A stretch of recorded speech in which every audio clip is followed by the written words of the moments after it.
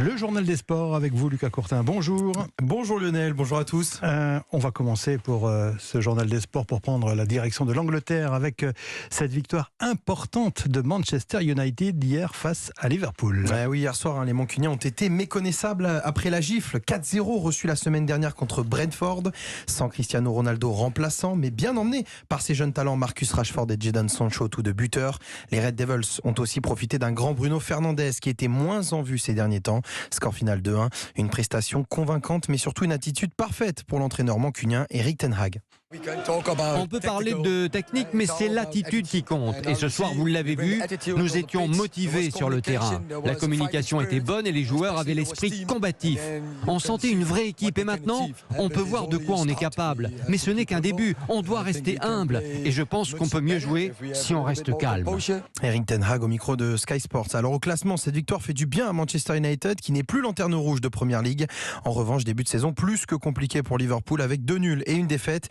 Les Reds pointent à la 16e place après 3 journées. Oui, effectivement. Un mot à présent de Ligue 2 avec Bordeaux qui se déplaçait à Grenoble en clôture de la 4e journée. Oui, pas de vainqueur hier soir. Les Bordelais ont beaucoup tenté pour ouvrir le score mais sans jamais y parvenir. Le carton rouge du défenseur central Junior Mwenga n'a pas aidé à la situation. Réduit à 10 avant la pause, Bordeaux a tenu le 0-0 et récupère donc un point précieux de Grenoble. Au classement, les Bordelais sont 3e et restent invaincus tout de même avec 2 victoires et 2 nuls. On enchaîne avec du cyclisme et la suite aujourd'hui de la Vuelta. Oui, après 3 jours passés aux Pays-Bas, les 180 coureurs sont attendus ce midi à Vitoria pour le départ.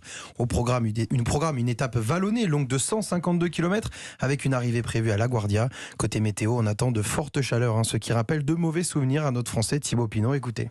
Avant 2018, j'avais quand même vraiment peur de la Vuelta parce que moi, ma première crainte de la Vuelta, c'était souvent la chaleur. En 2014, justement, j'ai abandonné parce que j'ai fait un coup de chaud sur une étape en Andalousie, je crois. Donc, avant 2018, j'avais vraiment une barrière avec la Vuelta vis-à-vis de la chaleur. Mais voilà, aujourd'hui, j'ai besoin aussi de lever les bras et de gagner. Et je pense que le meilleur moyen pour moi, c'est vraiment de courir comme je l'ai fait sur le Tour. Thibaut Pinot qui a d'ailleurs décidé de ne pas jouer le classement général cette année, mais plutôt de se concentrer sur des victoires d'étape. Si aujourd'hui les sprinteurs sont encore favoris pour l'emporter, demain tout est possible avec 5 cols à passer entre Irun et Bilbao. Allez, pour terminer, Lucas, vous vouliez revenir sur les championnats de France d'échecs qui se sont terminés dimanche dernier. Oui, une 95e édition de tous les records. Après 2 ans d'interruption en raison de la crise sanitaire, plus de 1000 joueurs se sont affrontés pendant 9 jours à Albi en Occitanie, une première depuis 20 ans. Côté résultat, Jules Moussard est devenu le nouveau champion de France d'échecs dans la catégorie mixte devant Étienne Bacrot et Laurent Fraissinet. Et enfin, chez les femmes, le titre revient à la franco-moldave Almira Skripchenko devant Natacha Benmesba et Andrea Navrocescu. Merci Lucas, on vous retrouve à 7h20 pour les compétitions de l'été avec au programme. Cette 77e édition de la Vuelta avec les ambitions de nos Français, Julien Alaphilippe et Thibaut Pinot. Ok, à tout à l'heure, Lucas.